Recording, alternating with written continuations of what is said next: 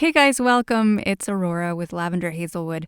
I've just noticed over the last couple weeks there's been a whole new gaggle of subscribers and viewers, so thank you so much for stopping by and looking at my videos, my work here.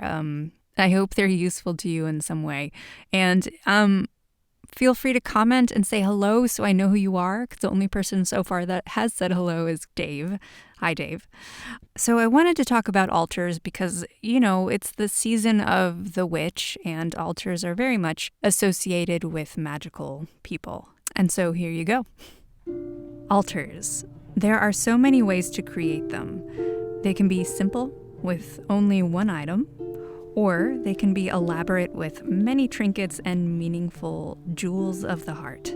There is no wrong way to make one. You may have an altar that never changes, or one that changes daily. It may exist in a box, or take up a shelf, like one of mine does, which I'll show you later, or it may take up a whole room. So in just a moment, I'll show you the steps I use to build one myself, so you can sort of see the internal components of why I choose what I do. I have all kinds of altars around my dwelling. My most prominent one is always on the mantle and reflects my love of the seasons, and most elaborately during autumn and then winter, as these are my favorite seasons. Hygge, which is like a word for cozy, or the feeling of cozy in sort of the Norwegian part of Europe, is always the feeling that I love to come back to. So of course, autumn and winter are going to be my faves. A cup of tea, a flame, an overcast sky, and of course some kind of creature nearby is always my idea of happiness.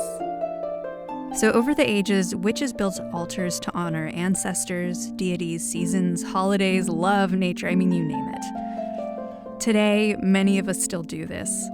An altar can include whatever is meaningful to you and for whatever intention you want it to reflect. So the most important ritual for me is interacting with my altar, and that I show up to it regularly and connect with the energies there. It's like a 3D living affirmation in a way that's more than just words. It includes feelings and senses as well.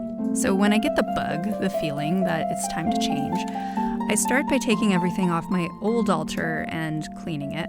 And usually I wipe away the old, the dust, the cobwebs, whatever is collected there, just so I can start from a blank slate. Because that feeling of starting from a clean place is like gold, right? It's like taking away the excess, the dirt, the dust, the grime, the internal layers of things that have been held there. So then I spray it with some salt water for protection. And this time I also sprayed it with some orange blossom water because I am starting, or I was going to start, a new kind of altar for love, for self-love, for more love in my life. And so orange blossom water is for beauty, it's for calmness, it's for love, it's for stability. So I pulled together things that felt right to include. And it doesn't mean that they're all going to stay. They might change. Some of the things might change out. But what I'm building this particular love altar around is the scent of this candle because I absolutely adore it. So every time I walk by, I'll be able to smell just the fragrance in the air, which for me is important. Don't underestimate the power of the subtle or the things you wouldn't ordinarily think of as a center point, like a scent, or the way a light hits something. That could be a center point. Let's see, where was I? So this particular candle happens to be in a pink container, which is great because pink is associated with the heart. And so is green, actually, if you're looking at the chakra system. But I'm going to build it around the pink since it's already here.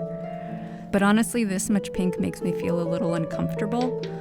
But we're going to go with it, and I'm going to monitor why I feel that way and what changes around this pink shadow that is there. And if it's something that doesn't go away or change, or I can't get to the bottom of, then I will change it out. But I want to see what's there first. My ritual for this altar is bringing flowers or flower petals to it, once a day as a gift or an offering. And for me, this simple interaction is what keeps my interest and conversation going with it. So every time I come back, I smell this amazing smell, and then I get to add some more amazing smells like jasmine flowers or roses or whatever it is that I happen to find on my walks.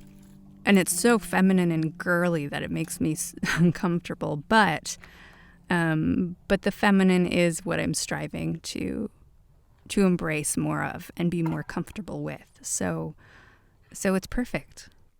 The second part of my altar is on the second shelf down, and this one is specifically for prosperity, and I have a spell going on this shelf, and I have for about, 8 to 10 months or so. And I don't really want to change it because it's working, but what I want to do is sort of just infuse it with more potential. I'm just going to rearrange, maybe add a few things or take things away and just tidy it up, just put more energy into it. And then on my third shelf down, I have what is more like an ancestor altar, but this is for my passed over companion animals. And I've included fur from a couple of them here, tags from their collars, and this is not a skull from one of my animals, but a skull from my best friend's backyard. I'm not entirely sure what the animal is, but my dog Mobley once went to my altar and pulled it off and sat with it for a while. He didn't chew on it, he just put it in between his paws and sat with it. So he's passed now, and I use it to connect with him because I know he likes it and has an affinity for it. And actually, I have a really neat story I'd like to tell you about when he crossed over, but I won't do that now. That's sort of another video, I think. This altar is sort of a 3D physical reality way to interact with them, even though I do regularly interact with them on the astral.